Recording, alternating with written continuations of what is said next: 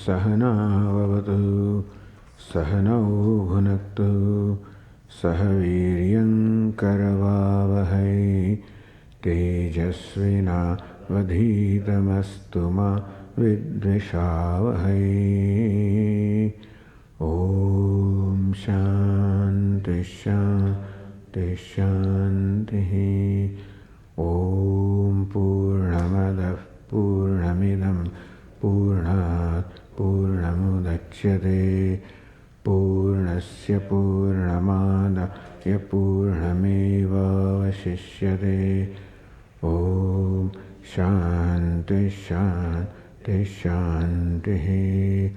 Shruti Smriti Purananam Alayam Karunalayam Namami Bhagavat Padam Shankaram Lokashankaram Shankaram Shankaracharyam Keshavam Badarayanam Sutra Bhashya Krutau Vande Bhagavanto Punah Punah. Ishvaro Gururatmedi Murti Bheda Vibhagine Vyomavadvyapta Dehaya Dakshinamurtaye Namaha. Gukarastvandhakaro Vai Rukarastannivartakaha Andhakara Nirodhitvat Gururitya Vidhiyate. Sadashiva Samarambham Shankaracharya Madhyamam Asmadacharya Paryantam Vande Guru Paramparam.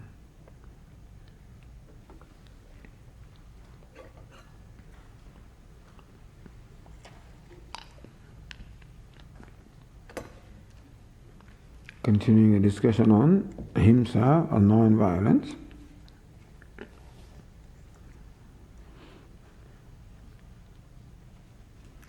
The violence occurs in spite of ourselves. It's not that we deliberately carry out violence.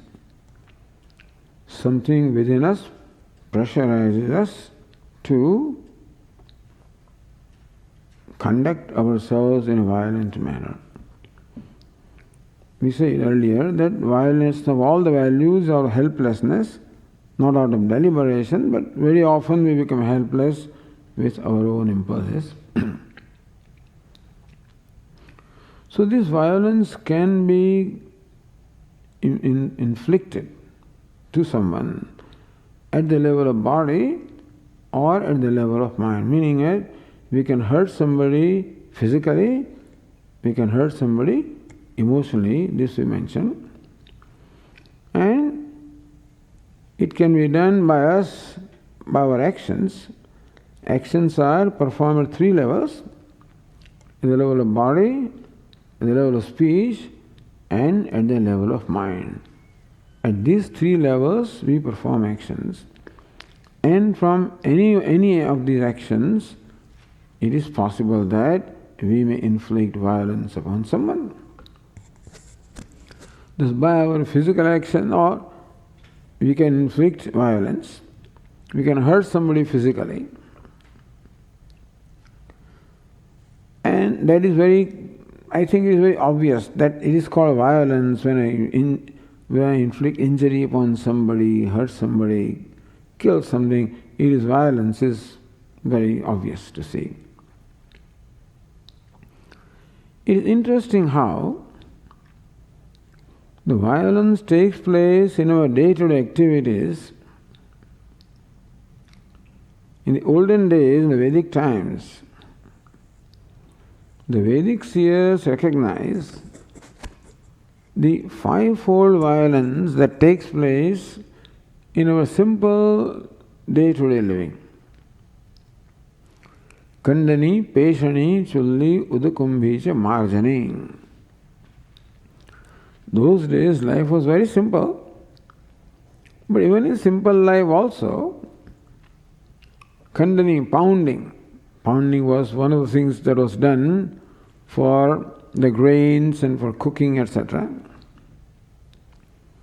Then milling, Peshani, So you,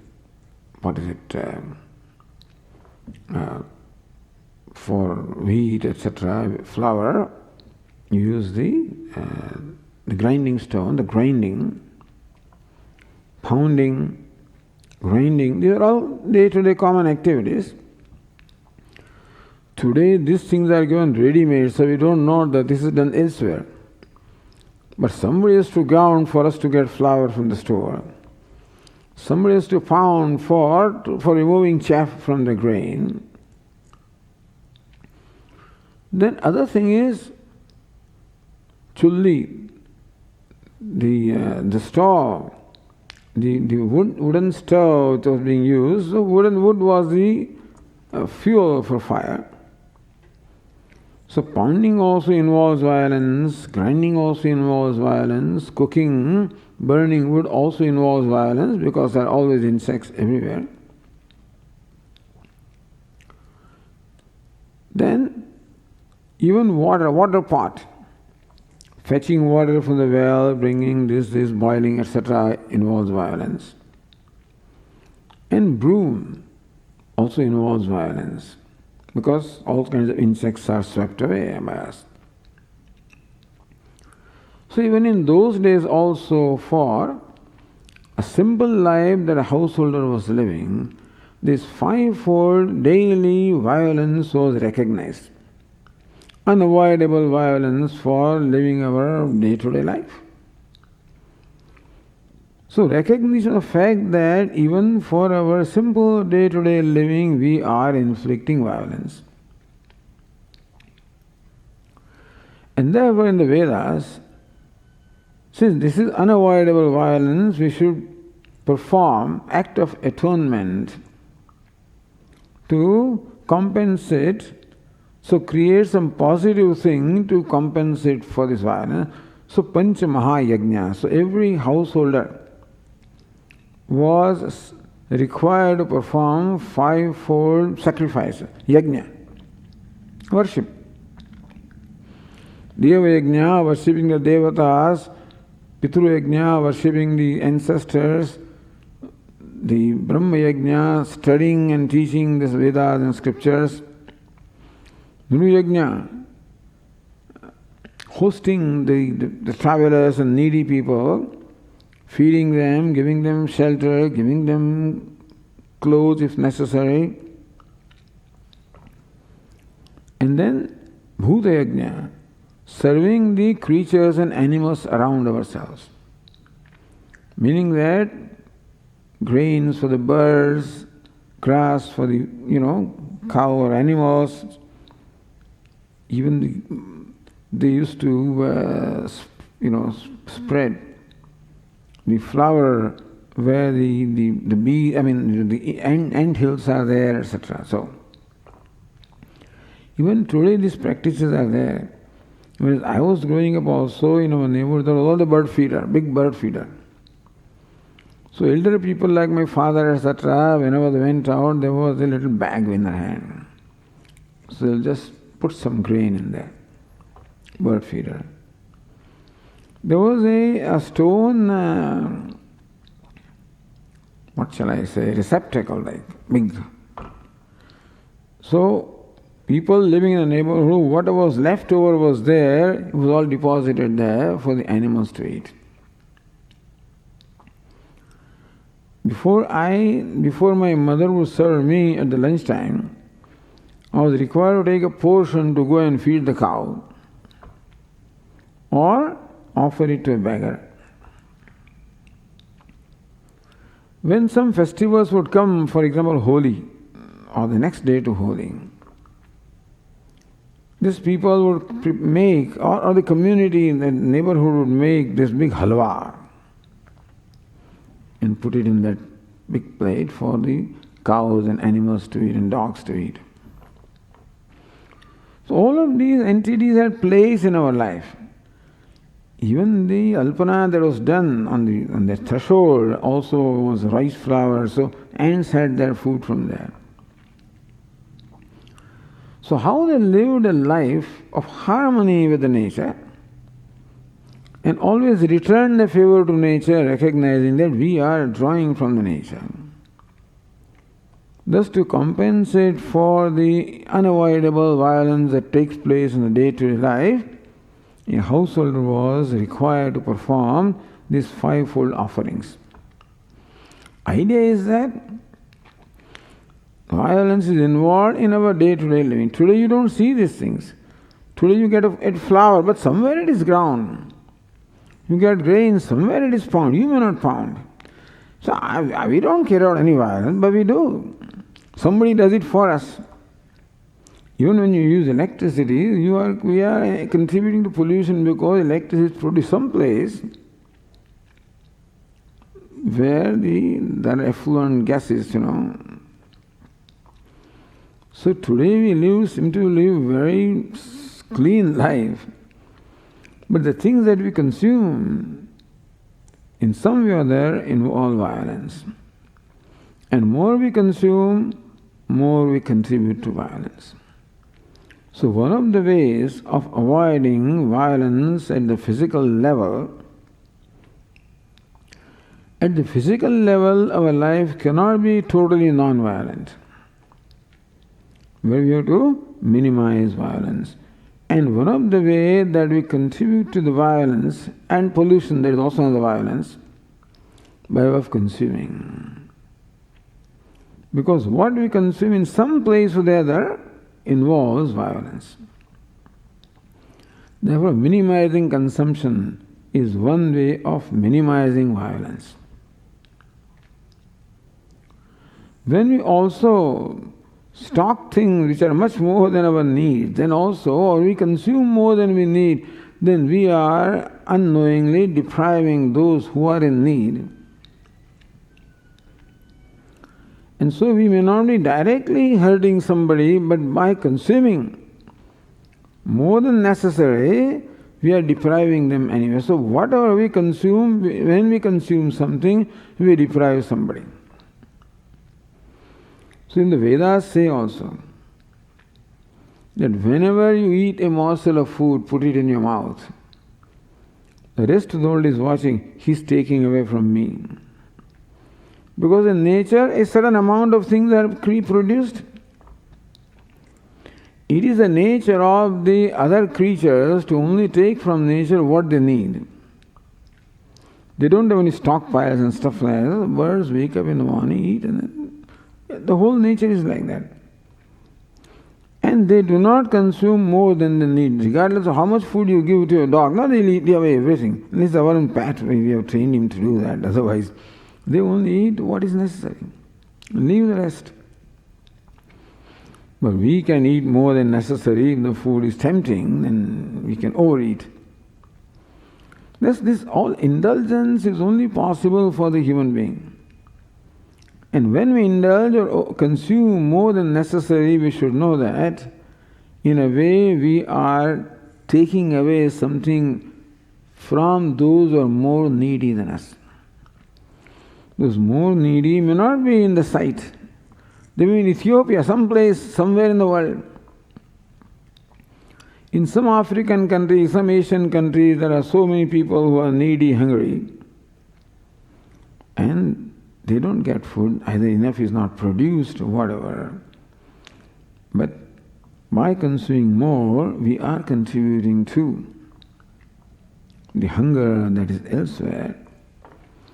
So you can see how more we think about our life, how a life that is centered on consumption, unfortunately the whole economic system is based on consumption. They encourage you to consume. More you consume, more you produce. More you produce, more jobs are there, more production is there, more prosperity, etc. So it's a wasteful thing, this is a lifestyle. Life of consumption is a wasteful lifestyle. But this is what we have adopted. The world has adopted, so I have nothing to say. Not only that, but this in developing country like India, they do the same thing. That seems to be the criterion of success or whatever it is, economic prosperity. So I guess your prosperity is measured by how much you consume. So there is nothing we can do understand that the whole system is a violent system.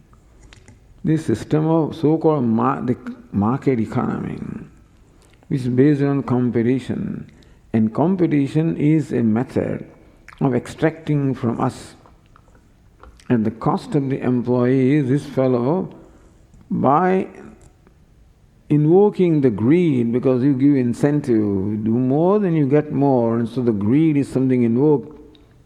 And that's how, again, greed is violence. So, we are living in a violent system. The whole, this is the competition business itself is violence. Consumption is violence. So there is nothing you can do about it, meaning violence is built into our life at the moment. And all sorts of comforts that we are increasing for ourselves also, they cause violence in one way or the other. Our children are very smart, they go to internet and see what is the ingredients of all these different products and so on. So this is animal product, that you should not. I think they should do some other research also. That when you consume a given thing, what is the whole train involved, from where it is produced, and then what things take place, how much violence takes place in a given thing that we use or consume. What an interesting research. But this is just to point out, I don't know what you can do to this. All you can do is to minimize your personal consumption. But that may not necessarily go with the trend of the world.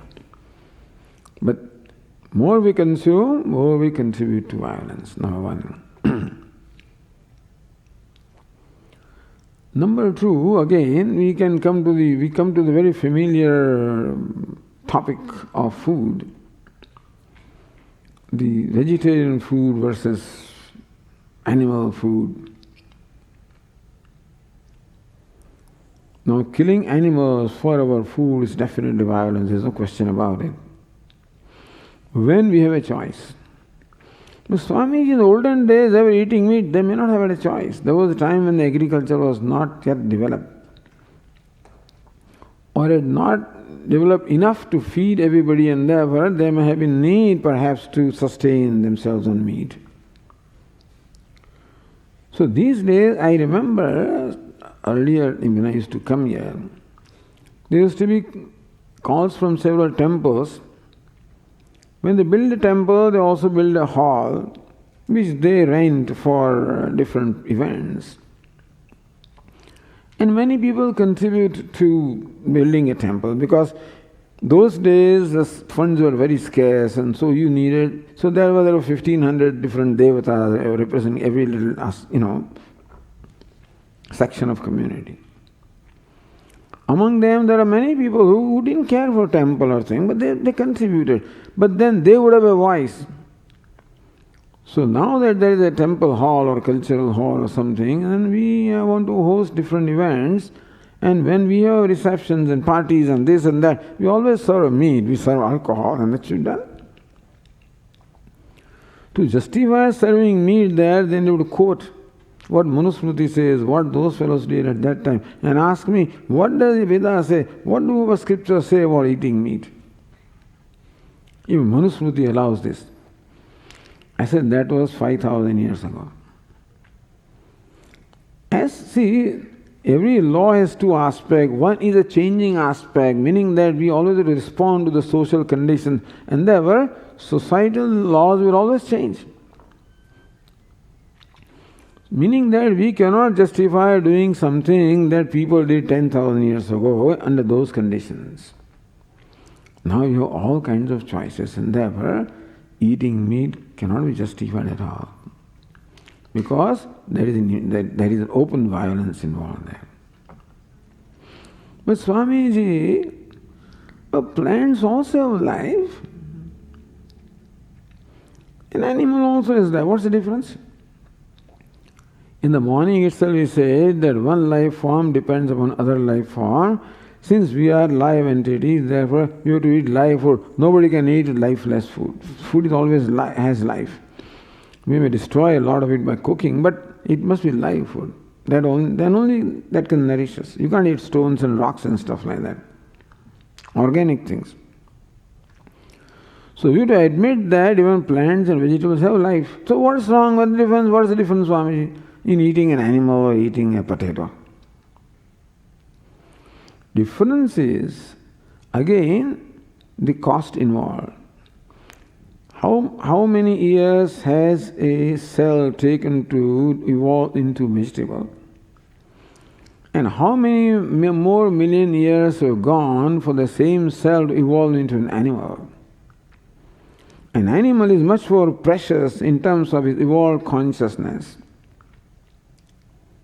It is very conscious about its requirements, its life, and therefore it resists when you do something. It screams, it runs away, and you have to inflict torture upon an animal to kill that. How much cruelty would you have to kill halal? In all these butcher houses and stuff like that, I do not know. When they show those videos to our children, I don't know, eat that. Because the meat comes in such neat packets that we don't even know what the source is. But killing an evolved form is more violent than killing a less evolved form. In that sense, plants and vegetables represent life, no doubt, but in a much lower evolved form than animals. And therefore, we are inflicting much more violence to nature by consuming meat than by consuming plants or vegetables. So this is how the case, apart from the scientific reasons that vegetarian food is most suited for etc., for the human beings. Another thing is, Swami always want to point out that food is always vegetarian. He used to differentiate between food and meal. The meal can be meat, but the food is always vegetarian.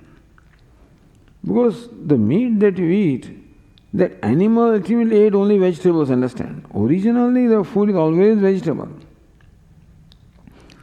Then it gets processed in the body of that animal, then comes out as flesh which you eat. But if you consider the waste that is involved, about 1/10 of what this animal consumes by way of grass, etc., 1/10 of that comes to you in the form of meat. Meaning that there is a tremendous waste of natural resources and violence involved, even that also by over-consumption of resources. So it is very simple to minimize this global warming.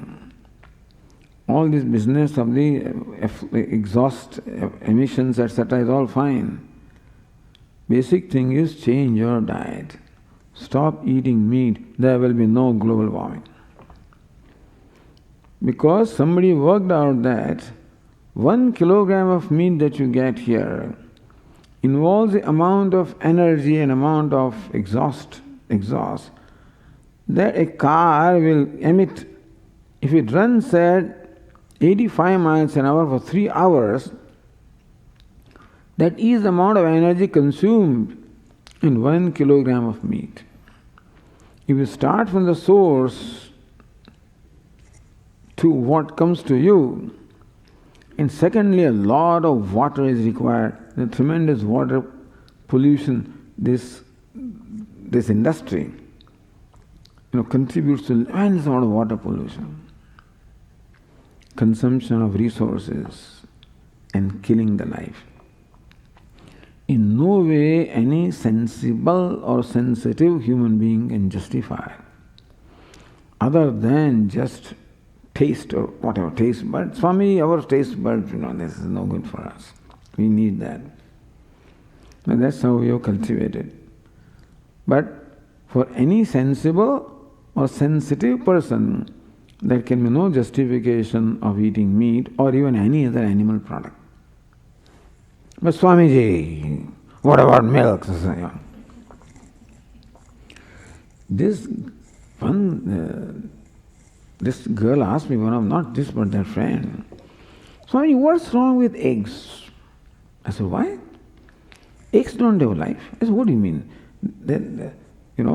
eggs have life and then you reprocess them so that there is no... So, no, Swamiji, no, this is what I did not know.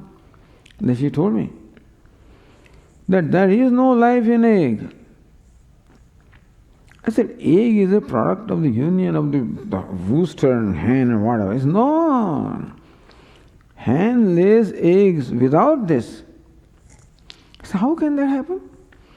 It is like the menstruation, this is how, in form of eggs it lays, and therefore these eggs have no life. So she said, if you can justify milk, why can't you justify this? This doesn't have life.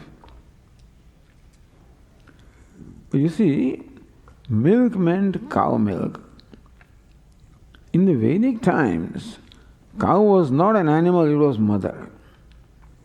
Cow was the very center of the whole agrarian society, where female cow and male cow between them produced everything that they needed for sustaining not only their life, but sustaining the whole universe. Gita says that it is yajna that sustains the universe. Yajna bhavati parajanya. And for yajna, whatever kind of materials you require for offering, they are all produced either by a male cow in the field or female cow by the way of milk and curd and ghee, etc. Therefore, cow was looked upon as, they did not look upon that as an animal.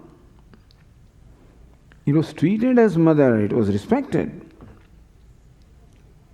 And therefore, Ayurveda, of course, has accepted milk as a necessary thing. Even Vedas have accepted because it is the food for the devatas. You cannot compare it with an animal product. Mother's milk cannot be called animal product. It's not a product, it is the essence. Cow's milk is not like that thing that comes out from a hen in form of eggs. It's an impure waste. This, on the other hand, is the ambrosia that comes out, the very essence. So milk is essence of cow, essence of milk, mother. So it cannot be compared to, eggs, have no question about it, but then it cannot be compared with an animal product. Animal product comes by killing an animal. But the dairy industry is very... No, now. I know. I know that. Okay. I'm referring to when this thing started. In the Vedic times, I said that the cow was the center, and therefore cow was worshipped, and therefore it is still supposedly worshipped. The reason for worshipping cow is cow was the center of their life and sustained the whole life and society. And milk had tremendous amount of all nourishment values, milk and all milk products. Now milk has been made a business, and the cows are no more treated as mother, they are treated as machines, and so it is a torture that is carried out on those. That is what makes it, violence. That cannot be. That is not what is condoned here. But when we talk of milk, cow milk, we talk of cow's essence. It is not an animal product like other animal products which come by killing animals. What is done today, that we understand. And if you give up drinking milk or all milk products because there is violence, it's quite understandable. In fact, Mahatma Gandhi gave up his milk more than 100 years ago in South Africa, when he was in South Africa. When he learned that cows are tortured, those days, he gave up the milk. So that is understandable. But that is an animal product. That my question was that you give up milk because of the violent ways in milk. Milk is, now given to us. But it is not rejected because animal product. It's not a product, animal product, like any other flesh and stuff like that. It's not in that category. It's not like that thing coming out of the way, as an excretion of a hen. Even if it doesn't have life, eggs are still compared to that. It's an impurity. This is in fact, I said, the very essence. So you can't compare. If you can take milk, why can't you take eggs? No, there is no comparison. This is just for your information. I mean, I have no axe to grind about this thing, but still, because it's a big debatable issue and everybody is concerned about it. So I thought we should share some thoughts with you. The Swami, my friend, read me, it's just fashionable to do that. So in India also it become fashion, which is,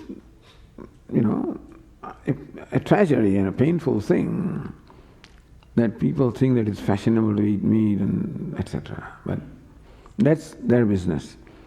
But any sensible and sensitive person cannot justify that. So this is when it comes to the vegetarian food. This is the violence inflicted at the level of body.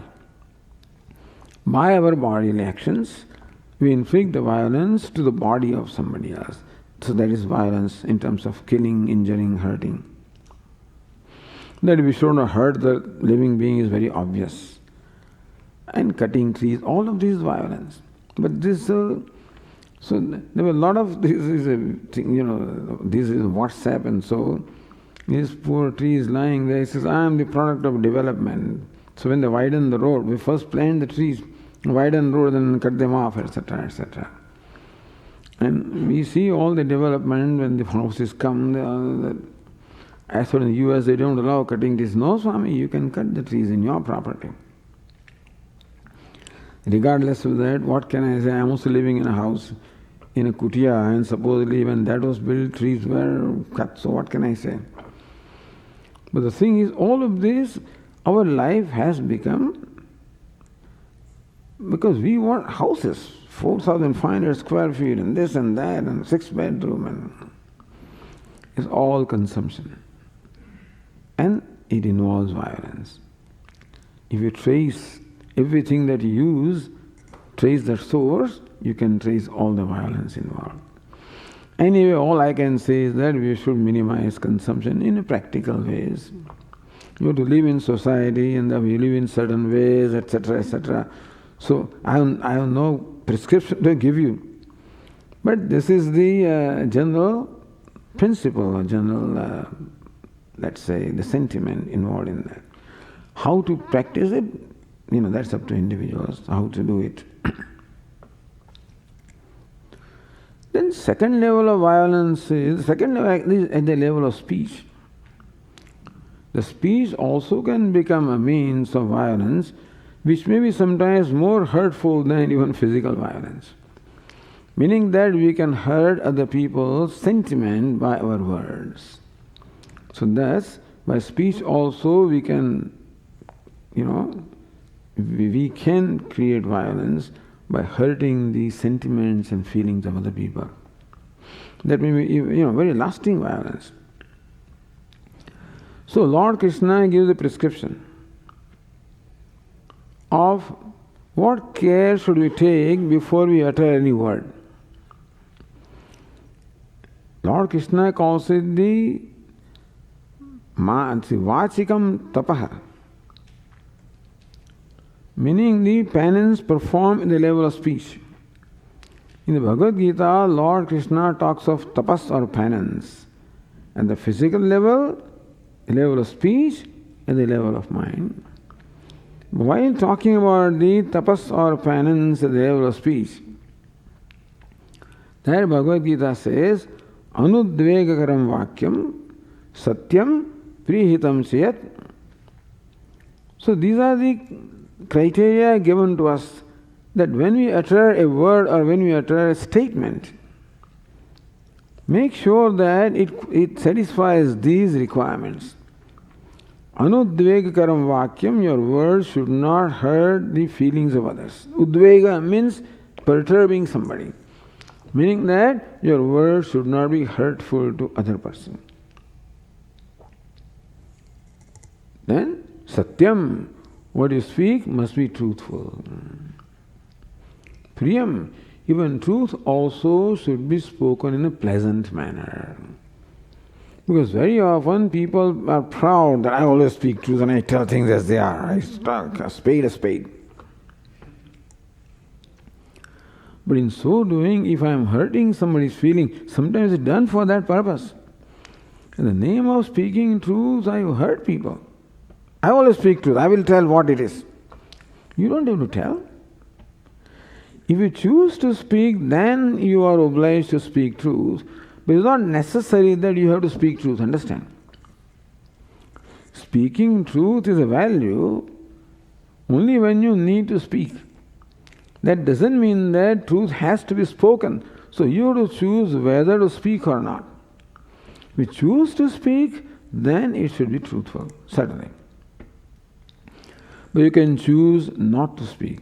If you think that the truth is not convenient, it is not convenient to speak, it doesn't serve a purpose, it may hurt somebody, then your choice not to speak truth. Not to speak. If you choose to speak, satyam. But priyam, meaning that the truth also should be spoken in a pleasant manner. But Swami, your truth is always bitter. How can you speak in that? I don't know. The truth is always bitter. Is truth bitter or our mind is bitter? That we have to see. Truth doesn't have to be bitter. But bitterness of our mind very often is vented out in the name of truth, so truth becomes bitter. Bitter truth, refrain from saying in a bitter way, find out a way by which that same truth can be spoken in a pleasant way. Use your creativity. Satyam, priyam, hitam.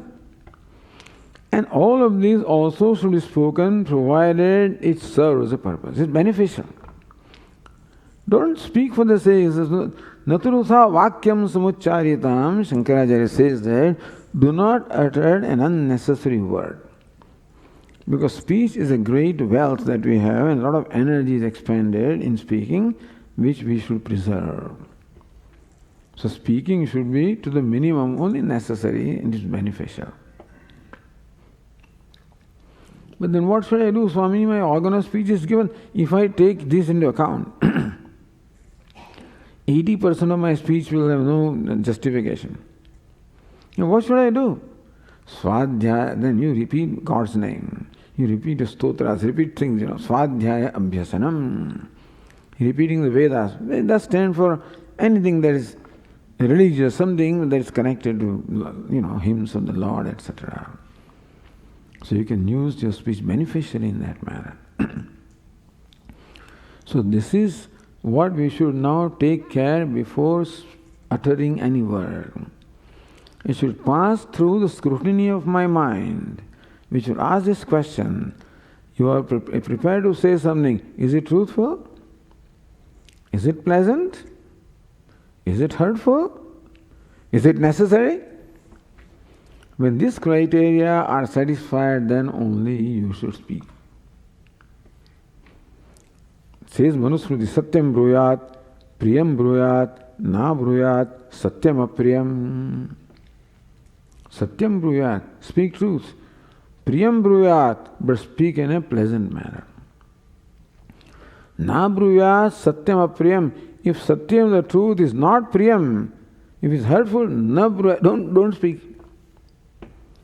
Thank you. So you say that I should speak the pleasant. No. Priyam api anutam na bruyat. Just because it is pleasant doesn't mean you should tell untruth. Sometimes we say things to please people, even though when they are not right. No. Priyam api na nrutam bruyat. Even if it's priyam means pleasant, if it is false, don't say. He says this is dharma in the life. No, speaking is constant. That is how we live our life. All communication, those days anyway, now you don't have to speak anything. The people don't even answer phones. They don't speak. They text. You call them and they don't reply. They text. He's heard, but he didn't take the call. He texts you back. So these days speaking has become minimum, I guess. So, but same thing applies when you write. When you communicate, you follow? Because speech was a way of communication in those days, but whichever we communicate, we can always hurt the feelings of others. So that in the words, whether they are spoken or written, the same rule applies there. So that is about the violence that inadvertently takes place at the level of speech. And finally comes the violence that takes place at the level of our mind, meaning that by violent thoughts also we are hurting people. When we deliberately entertain hurtful thoughts about somebody, that is violence carried out at the level of mind. But Swami, nobody watches that. So nobody knows what's going on in our mind, and therefore I guess it may not be judged as violence, but we know.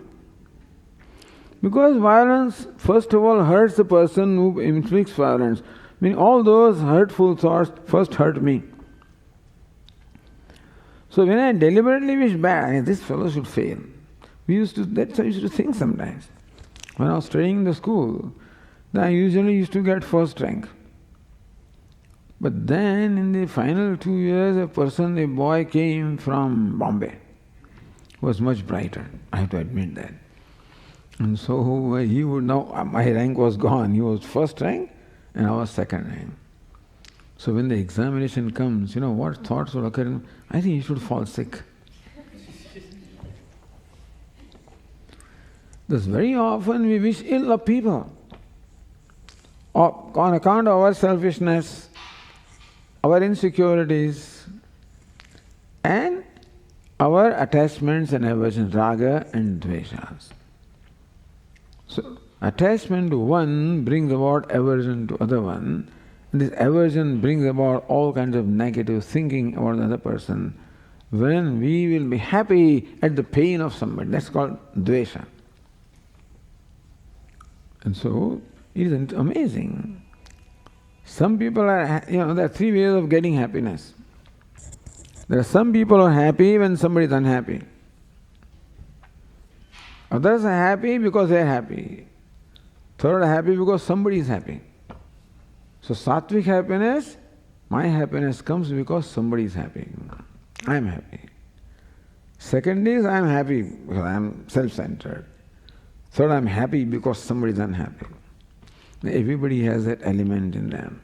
Because whenever we think out of anger, out of jealousy, out of hatred, there are all negative thoughts going on about a given person. So we should recognize that there is also violence that takes place at the level of thought. So what should I do, Swamiji? Physical action I can restrain, speech also I can restrain, mind I can't restrain. What should I do? Thoughts take place. I'm not deliberate. They say when there is jealousy in my mind, those thoughts take place. When there is an aversion for somebody, thoughts take place. When there is hatred, thoughts take place. When I am revengeful, thoughts take place. What should I do? Because thoughts take place. How can I stop that violence? By deliberately entertaining opposite thoughts. In the Yoga Shastra, it's called Pratipaksha Bhavana. Bhavana means an attitude. Paksha means a position. Prati means contrary. I deliberately take a contrary position in my mind and plant that thought. For example, anger is a violent thought. It is like adding alkali into acid to diffuse that, neutralize that. So how to neutralize this negative thought? By the opposite positive thoughts, which we have to deliberately do. If anger is what should I do with anger? See, anger arises on account of intolerance. I cannot tolerate somebody. I cannot tolerate somebody's behavior. I cannot tolerate somebody's speech. I cannot tolerate somebody. There may be my own reasons. Intolerance is what brings about anger. I earlier said in the morning that I demands upon other people also. if frustrated demand also turns into anger. So what is the Pratipaksha Bhavana? What should I do, Swami? It's called Kshama. Kshama means forgiveness. Or accommodation in word of word Swamiji, Kshama. So if you understand Kshama as accommodation, accommodating that person's behavior, how can you accommodate? Look at his behavior. It causes anger in me. So we accommodate, we have to become more accommodating, more large-hearted to accommodate that also. But Swami, look at the behavior of this person. It is hurtful. So you know what they say? Rather than responding to behavior, respond to the person behind the behavior. All this anger and stuff like that, vomiting. This friend of mine was describing once his experience when he was returning from California to New Jersey.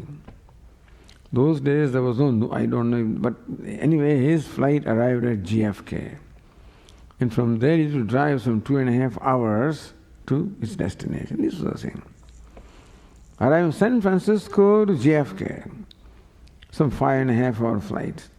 And sometimes that flight is bumpy. Those days they used to serve meals, and they would serve 2 meals in that. So when he served to you, you eat whatever they give you. So, and sometimes all these bumpy rides, your food wants to turn. So there must be this fellow who had all this nauseating feeling and then when it lands also the same thing happens. So food wants to go up, and he was holding that thing, his nausea, and the plane landed. And the moment the plane lands, everybody just gets up from their seat.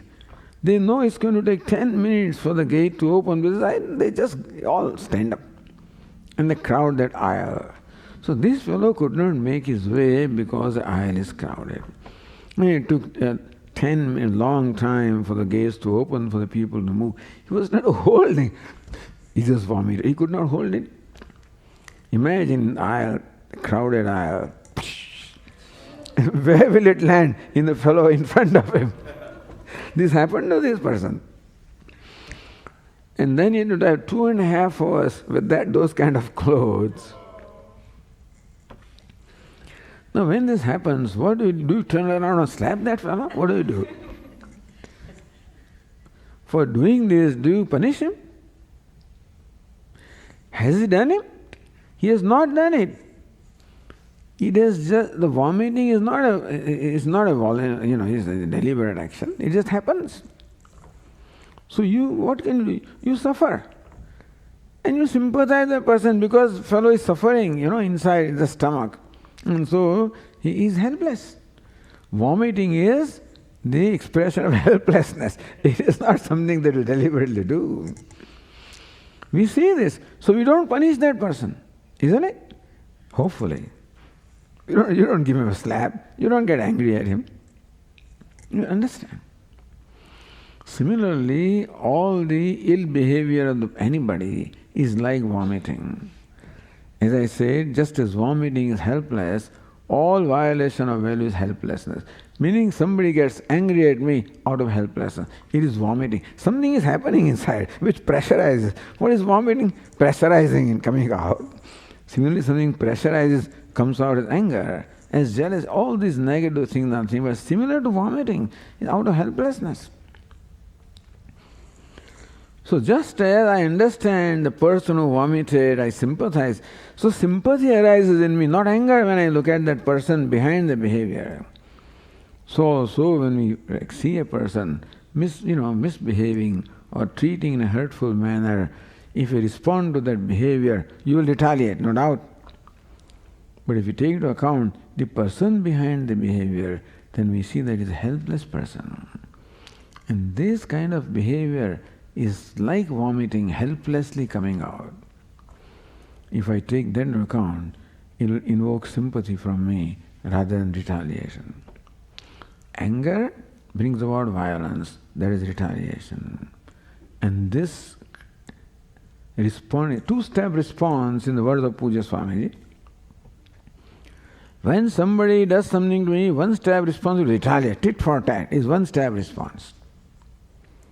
To step back and see the person behind the behavior, then that will invoke sympathy in you. You will be able to have sympathize with him, have compassion for that person, and accommodate the person. Two-step response. Thus, for anger, which is a very common thing in us, this is a way to slowly and slowly diffuse the anger. And this is called kshama, translated as accommodation or forgiveness. Anyway, this is kshama, you can say a lot of things about it, but thus for every negative thought there is a corresponding contrary positive thought. Jealousy is a common thing, is it not so? We are jealous of our own friends. Jealous because he got more marks than I did, he got a better job than I did, he gets more recognition than I do, etc. Causes jealousy. It's an amazing thing. Jealousy is for nothing that person has done, He is what that person is, happens to be better than me, and then our Swami says, this jealousy is not justification, but it happens anyway. You know why jealousy happens? It's really interesting to understand that mechanism. Basically, I am suffering from low self-esteem or inferiority complex. And I do not want to face that self of mine. I always hide it. There are aspects in me that I want to hide. But when somebody scores more than me, then brings out my complex, I'm no good. I'm not smart enough. I'm not intelligent enough. And thus, that unwanted self surfaces. And my unhappiness with the unwanted self results into unhappiness with that fellow, not realizing, I think he has caused this feeling in me. In fact, my own hidden complex has caused that feeling in me.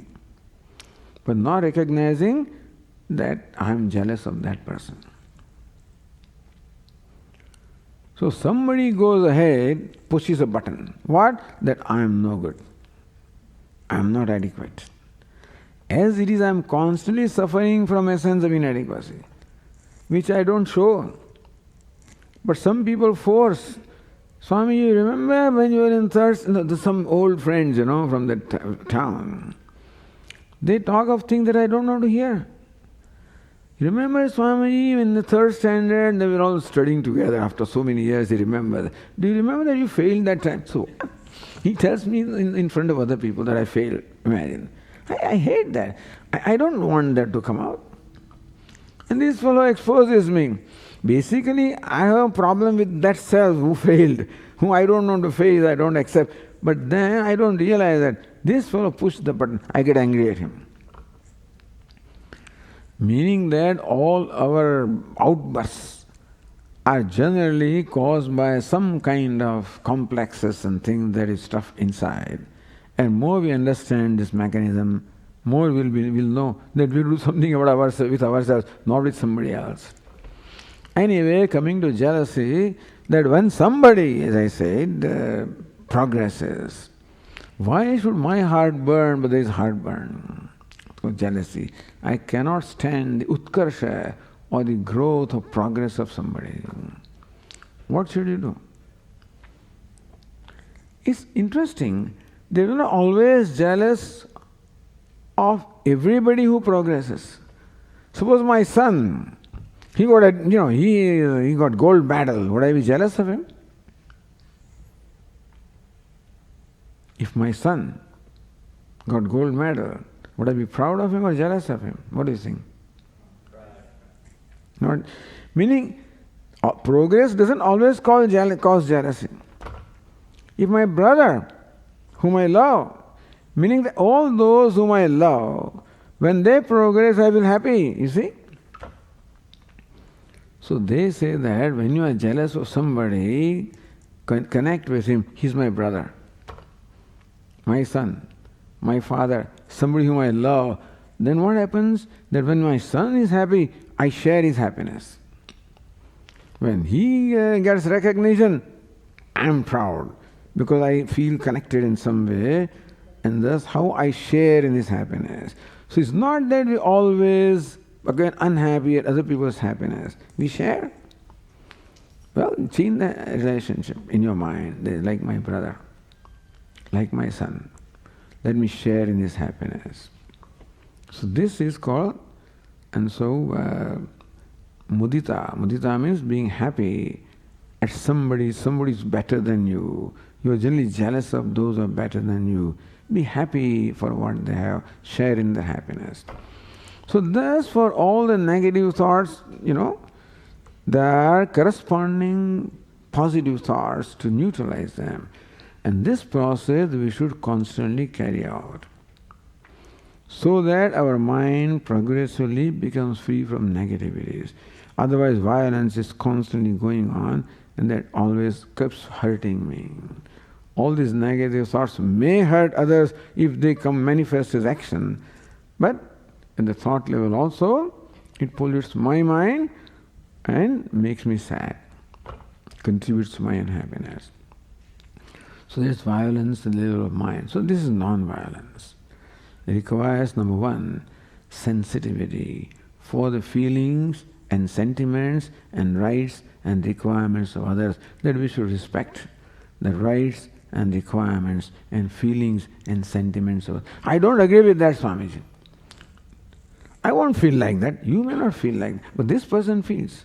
It's not right. Right or wrong. That's how that person feels. Respect that.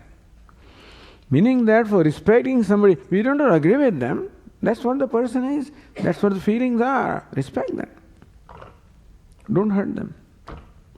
If I was then, I would not feel. That's a different matter. That person feels. So, respecting others, their feelings, that everybody has right to be free, and live in a free manner. We should respect that. Or Swami will give freedom to others to enjoy freedom this way. And thus, and it requires alertness also. When the real time comes that I don't react, I can keep my reaction under check. That's how non-violence requires sensitivity, respect for others, a value for curbing the violence, and alertness of behavior when the occasion comes. Every value requires this kind of thing. And so this is the value of values, an introduction to values, you can say. Okay. Om Purnamadah Purnamidam Purnat Purnamudachyate Purnasya Purnamadaya Purnameva Vasishyate. Om Shanti Shanti Shanti. Hari Om. Shri Gurubhyo Namaha. Hari Om.